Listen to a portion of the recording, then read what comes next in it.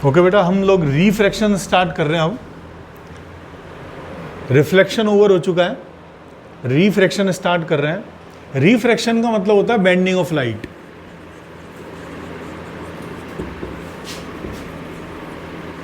कहां से? From an intermediate surface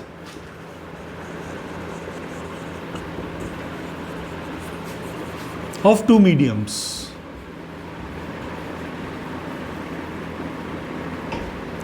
मान लीजिए कोई लाइट रे जा रही है, किसी भी मीडियम में लाइट रे की स्पीड फिक्स होती है, सबसे ज़्यादा स्पीड होती है वैक्यूम में।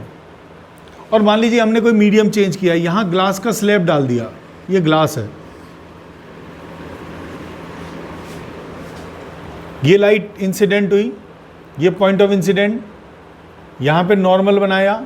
नॉर्मल हमेशा सरफेस से नॉर्मल बनता है, ये 90 डिग्री है, ये सारे 90 डिग्रीज हैं। नॉर्मल और इंसिडेंट लाइट रे के बीच में एंगल ऑफ इंसिडेंट आई। सबसे ज़्यादा स्पीड वैक्यूम के अंदर होती है, और एयर और या वैक्यूम में हम डिफरेंस नहीं मानते हैं। ग्लास के अंदर लाइट की स्पीड कम है। अब जब ये लाइट रेयर मीडियम से, रेयर मीडियम का मतलब होता है जो मीडियम ऑप्टिकली रेयर है। वैसे तो मीडियम की हैवीनेस को भी हम उसकी डेंसिटी बोल सकते हैं, लेकिन यहाँ पर रेयर का मतलब होता है ऑप्टिकल रेयरर। ऑप्टिकल रेयर का मतलब अगर लाइट रे इस मीडियम से इस रे में आ रही है और वो इस नॉर्मल सीधे जाने की बजाय इस नॉर्मल की तरफ बेंड हो गई, अगर वो नॉर्मल की तरफ बेंड हो गई तो इसे ऑप्टिकल डेंसर मीडियम कहते हैं। तो नॉर्मली एयर के कंपैरिजन में ग्लास, एल्कोहल या वाटर, ये सब डेंसर मीडियम है।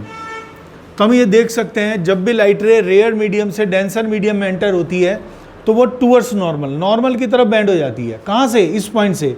ये पॉइंट कहाँ पर है? ये दोनों की इंटरमीडिएट सरफेस पर है। तो when light ray enters from rare medium to denser medium, it bends towards normal. और इस फिनोमिना को ही, इस बेंडिंग को ही हम रिफ्रैक्शन कहते हैं। तो डेफिनेशन है bending of light from an intermediate surface of two mediums. देखिए, रेयर से डेंसर में आई तो ये लाइट रे सीधे जाने की बजाय टूवर्ड्स नॉर्मल बेंड हुई। अगर मैं एरो उल्टा कर देता हूँ, मतलब डेंसर से रेयर में आ रही है, डेंसर से एयर में आ रही है, तो सीधे जाने की बजाय अवे हो जाएगी, बिल्कुल उल्टा हो जाएगा। अगर कोई रे डेंसर से रेयर में एंटर होती है, उस केस में क्या होगा? ये जो इंसिडेंट रे नॉर्मल के साथ एंगल जो बनाएगी उसे आई कहेंगे। और अब जो रिफ्रैक्शन एंगल बनेगा, रिफ्रैक्टेड रे और नॉर्मल के साथ ये जो बीच वाला एंगल है, इसे हम कहेंगे एंगल ऑफ रिफ्रैक्शन आर। तो अब अगर रे डेंसर से रेयर में एंटर होती है तो वो सीधे जाने की बजाय अवे हो जाती है। तो ये हमें मालूम होना चाहिए, रेयर से डेंसर में है तो टूवर्ड्स नॉर्मल होगी, और डेंसर से रेयर जाएगी तो अवे फ्रॉम नॉर्मल होगी।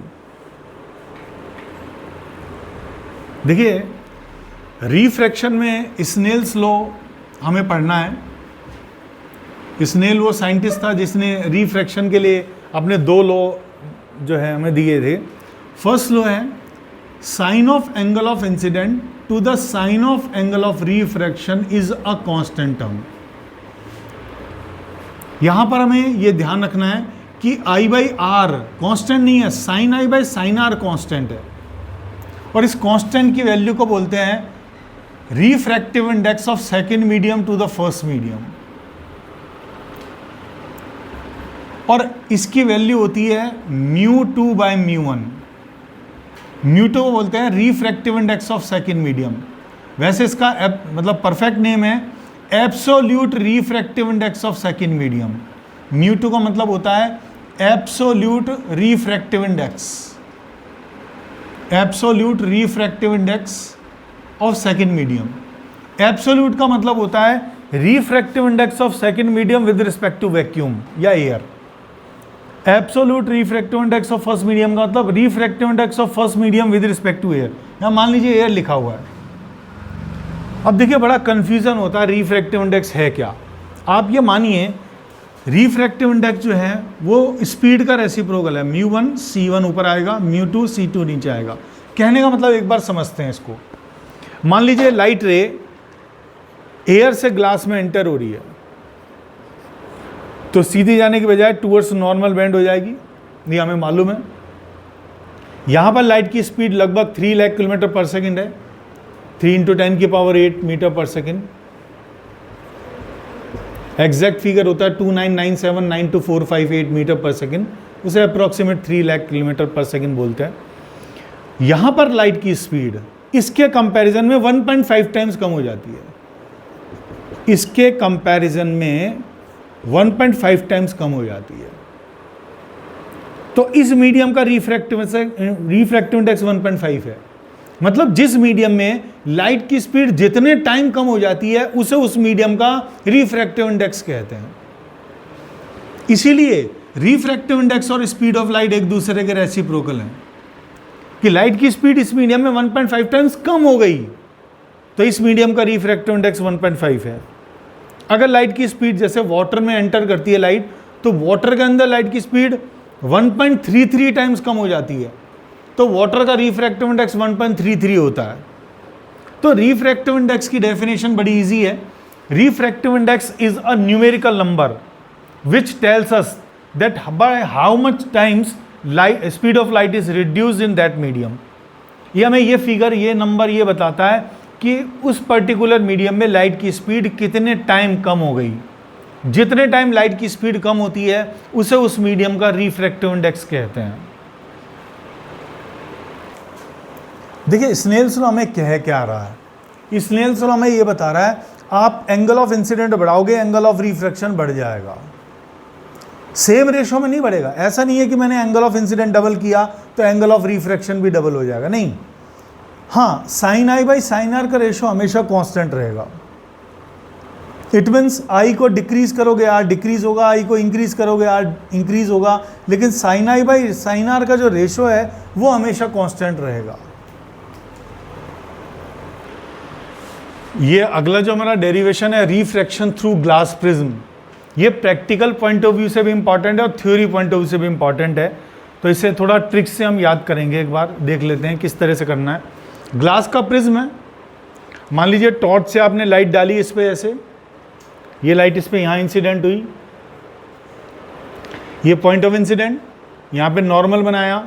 नॉर्मल हमेशा सरफेस से नॉर्मल होता है तो ये नॉर्मल बना दिया, it is normal at the point of incident. अब लाइट रे एयर से ग्लास में एंटर हो रही है, रेयर से डेंसर में एंटर हो रही है, तो सीधे जाने की बजाय, सीधी नहीं जाएगी, ये इस नॉर्मल की तरफ बैंड हो जाएगी। तो मैंने लाइट रे सीधे की बजाय इस नॉर्मल की तरफ बैंड कर दी, मान लीजिए यहाँ बैंड हुई। अगेन यहाँ पर लाइट रे डेंसर से रेयर में जा रही है, नॉर्मल बनाया तो लाइट रे सीधे जाने की बजाय इससे अवे हो जाएगी, तो मैंने अवे कर दिया। तो दो बार रिफ्रैक्शन हुआ, एक बार इस सरफेस से, एक बार इस सरफेस से। लेट ये पॉइंट है ए, ये पॉइंट है बी, ये पॉइंट है सी। दो बार रिफ्रैक्शन किस सरफेस से हो रहा है, एक इस सरफेस से और एक इस सरफेस से। जिन दो सरफेस से रिफ्रैक्शन हो रहा है उनके बीच के एंगल को एंगल ऑफ प्रिज्म ए बोलते हैं। ये प्रिज्म एंगल हो गया, पॉइंट ए, ये प्रिज्म एंगल ए। ये एंगल ऑफ इंसिडेंट आए, ये रिफ्रैक्टेड रे का फर्स्ट नॉर्मल के साथ फर्स्ट रिफ्रैक्शन एंगल R1 और रिफ्रैक्टेड रे का सेकंड नॉर्मल के साथ सेकंड रिफ्रैक्शन एंगल R2। और ये फाइनली इमर्जेंट रे है, ये इमर्ज हुई है बाद में लास्ट में, तो इमर्जेंट रे का नॉर्मल के साथ इमर्जेंट एंगल E। देखिए बेटा ये इमर्जेंट रे है और ये इंसिडेंट लाइट रे है।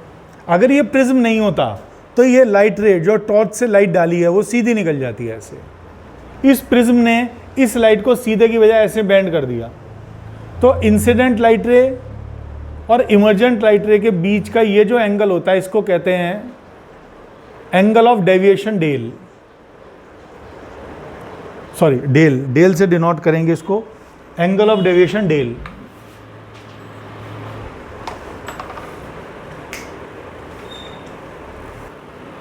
बाकी हमने बेटा पॉइंट्स ले लिए, ये पॉइंट मैंने मान लिया बी पॉइंट ले लिया इसको, ये पॉइंट मैंने सी ले लिया, ये डी ले लिया, ये ई ले लिया और ए बी सी हम, अच्छा सॉरी ए बी सी हम ऑलरेडी ले चुके हैं, तो इसको हम ले लेते हैं एफ पॉइंट, इसको ले लेते हैं जी पॉइंट, कि बी सी यहाँ ले लिया। अब देखिए ये एंगल ऑफ इंसिडेंट आई है, तो इसका वर्टिकल अपोजिट ये लाइन और ये लाइन, इनके बीच में पूरा एंगल आई हो गया वर्टिकल अपोजिट, और उसमें से R1 को माइनस कर देंगे तो ये बच गया I माइनस R1। ऐसे ही एंगल ई है, इसका वर्टिकल अपोजिट ये एंगल ई हो गया, उस ई में से R2 को माइनस करेंगे तो ये बच गया E माइनस R2। अब इसके डेरिवेशन में, अच्छा स्नेल्स लॉ के अलावा आपके पास कोई भी फॉर्मूला नहीं है, क्योंकि रिफ्रैक्शन का मतलब स्नेल्स लॉ लगाना है। फर्स्ट लॉ हमें मालूम है sine I by sine R is equal to mu two by mu one is equal to C one by C two, Snell's law से ही होगा डेरिवेशन। लेकिन हमें एक चीज़ ध्यान रखना है कि ग्लास प्रिज्म के जब हम स्नेल्स लॉ अप्लाई करेंगे तो इसमें करीब करीब सारे ट्राइंगल्स और क्वाड्रिलेटरल सारे काम आते हैं। तो एक मुझे ये ट्राइंगल दिख रहा है, ये भी मुझे यूज़ करना है, दूसरा ट्राइंगल ये दिख रहा है, ये भी मुझे यूज़ करना है, ये क्वाड्रिलेटरल मुझे दिख रहा है, ये भी मुझे यूज़ करना है। तो पहले मैं इस ट्राइंगल को यूज़ कर रहा हूँ। मैंने लिया ट्राइंगल एफ जी ई। एफ जी ई में कुछ इस तरह का डायग्राम बन रहा है, ये देखिए कुछ इस तरह का डायग्राम बन रहा है, ये डेविएशन एंगल है और हमें मालूम है ये एक्सटीरियर एंगल है। इस ट्राइंगल में ये एक्सटीरियर एंगल है और एक्सटीरियर एंगल हमेशा sum of angle of opposite side, exterior angle is sum of interior angle of opposite side. ये जो है ये इन दोनों का, ये वैल्यू है I माइनस R1, ये वैल्यू है E माइनस R2। तो हम साफ साफ लिख सकते हैं deviation angle is sum of angle of opposite side I minus R1 plus E minus R2। तो देखिए इस ट्राइंगल के अंदर हमने एक कंडीशन लगा ली कि exterior angle is sum of interior angle of opposite side. ये आपने इक्वेशन बना ली। इसको अगर आप चाहें तो ऐसे भी लिख सकते हैं, I प्लस ई को साथ लिख दीजिए और माइनस इन दोनों से कॉमन लेके R1 प्लस R2 कर दिया। हमारे दिमाग में फीड होना चाहिए कि हमें I और R चाहिए, I यहाँ पर आ गया, R भी चाहिए। और अगर मैं देखूँ ये जो ट्राइंगल है GDE, ट्राइंगल GDE, इस ट्राइंगल में तीनों जो एंगल हैं उनका एडिशन R1 प्लस R2, इसको मैंने एंगल मान लिया D, point D, angle D। तो R1 plus R2 plus D is equal to 180 degree. तो यहाँ से आपके पास में R1 plus R2 plus D 180 degree आ गया। इस ट्राइंगल को सॉल्व कर लिया। अब बच गया हमारे पास क्वाड्रिलेटरल AGDE। ये क्वाड्रिलेटरल मैंने लिया AGDE और क्वाड्रिलेटरल के चारों एंगल्स का एडिशन 360 डिग्री का इक्वल कर दिया। ये कितना है एंगल A, ये कितना है 90 डिग्री, क्योंकि ये नॉर्मल है। तो ये एंगल कितना हो गया 90 डिग्री, ये कितना हो गया एंगल D और ये कितना हो गया 90 डिग्री। और चारों एंगल का एडिशन कितना होना चाहिए 360 डिग्री। तो हमारे पास में क्या इक्वेशन आ गई, A प्लस डी, 90 90 180 को उधर ले गए तो A प्लस डी कितना आ गया 180 डिग्री। इसको मैंने कह दिया क्वेश्चन नंबर 1, इसको फिलहाल कह दिया क्वेश्चन नंबर 2, इसको कह दिया क्वेश्चन नंबर 3। अगर हम 2 और 3 को देखें तो 180 डिग्री राइट हैंड साइड में दोनों के 180 डिग्री है, तो लेफ्ट हैंड साइड को इक्वल कर सकते हैं। तो यहाँ से हमारे पास आएगा R1 plus R2 plus D is equal to A plus D, और D से D कैंसिल कर देंगे तो आ जाएगा R1 plus R2 is equal to A। मतलब ये जो दोनों वैल्यूज होती हैं R1 R2, ये हमेशा प्रिज्म एंगल के इक्वल होती है। इसको हमने कह दिया क्वेश्चन नंबर 4। देखिए आपके पास इक्वेशन नंबर 4 से R1 प्लस R2 A के इक्वल आ गया, इसे यहाँ पर पुट कर देंगे तो डेविएशन एंगल आ गया हमारे पास में I plus E minus A। इसको मैंने इक्वेशन नंबर 5 कह दी। और एक हमारे पास इक्वेशन आई है R1 plus R2 is equal to A। I और R दो इक्वेशन हमारे काम की हैं, बाकी सब तो जो है वो इंटरमीडिएट टर्म्स थी, तो इतना अभी फ़िलहाल काम नहीं आएगी। जब आप इस एक्सपेरिमेंट को करते हैं, मान लो आपने टॉर्च से लाइट डाली, ये एंगल इंसिडेंट है। अब मैं यहाँ से स्टार्ट कर सकता हूँ टॉर्च से लाइट डालना, ये एंगल 0 है। अब मैं धीरे धीरे टॉर्च से लाइट डिफरेंट करता हो जाऊँगा। एंगल I मैं धीरे धीरे बढ़ा रहा हूँ, ग्रेजुअली बढ़ा रहा हूँ। तो एंगल I पे एंगल R डिपेंड कर रहा है। क्यों, sine I by sine R constant रहता है, I बढ़ाओगे R बढ़ेगा, ये इस पे डिपेंड कर रहा है। इससे ये चेंज हो रहा है, इससे ये चेंज हो रहा है, क्योंकि एक एंगल अगर चेंज हो गया, I चेंज हो गया, R चेंज हो गया, तो डेल चेंज होगा, डेविएशन एंगल, मतलब ये एंगल हर एक एंगल दूसरे पे डिपेंड कर रहा है। तो जब हम ग्राफ बनाते हैं किसमें, इंसिडेंट एंगल इस एंगल में और डेविएशन एंगल इस एंगल में, जब हम ग्राफ बनाते हैं तो शुरू में जब हम इंसिडेंट एंगल बहुत कम लेते हैं तो डेविएशन एंगल बहुत ज़्यादा मिलता है, रे बहुत ज़्यादा डेविएट होती है। मतलब अगर आपने एंगल कम ले रखा है तो रे बहुत ज़्यादा डेविएट होती है।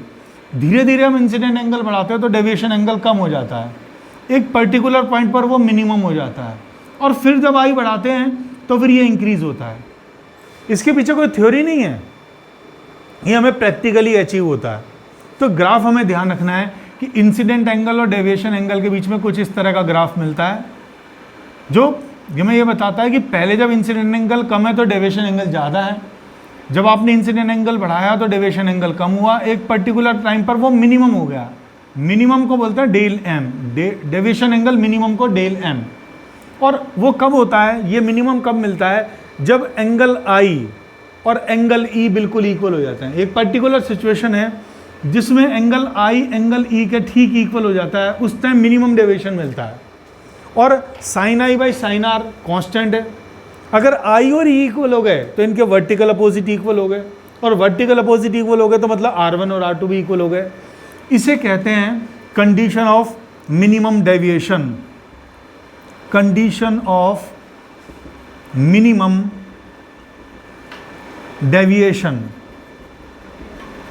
तो कंडीशन ऑफ मिनिमम डेविएशन को हमें कैसे अप्लाई करना है, हम इस कंडीशन को लिखेंगे del would be change by del M minimum deviation, angle I would be change by angle E, I और ई इक्वल हो गए तो आई को ई लिखने लग जाएंगे, ई को आई लिखने लग जाएंगे, और R1 और R2 भी इक्वल हो जाते हैं। अब R1 R2 इक्वल हो जाते हैं, आई और ई इक्वल हो जाते हैं, और डेल को डेल एम लिखने लग जाते हैं। तो जब ये इक्वल हो गए तो इनका इक्वल सिंबल हमने R मान लिया, इसे हमने लेट कर लिया कि हम R1 को भी R बोलेंगे, R2 को भी R बोलेंगे, और ये दोनों चीज़ हम मिनिमम डेविएशन में यहाँ पर अप्लाई कर देंगे और देन स्नेल्स लॉ अप्लाई करेंगे। तो अब हम इस पर्टिकुलर सिचुएशन में ये मिनिमम डेविएशन की कंडीशन अप्लाई करेंगे। डेल को लिखेंगे डेल एम, आई को लिखेंगे आई, ई को लिखेंगे आई, और this is a. Equation number next 7, और R1 को लिखेंगे R, R2 को लिखेंगे R इजिकल टू ए। यहाँ से हम आई निकालेंगे क्योंकि अल्टीमेटली हमें स्नेल्स लॉ लगाना है। स्नेल्स लॉ में sine I by sine R होता है, तो यहाँ से हम आई निकालेंगे। तो इसको मैंने इक्वेशन को यहाँ से 2i माइनस ए है, माइनस ए को इधर ले आए तो del M plus A is equal to 2i। तो आई की वैल्यू कितनी आ गई, आई आ गया del M plus A by 2, और r plus R 2r equal to A, तो r कितना आ गया, r हमारा आ गया a बाई 2।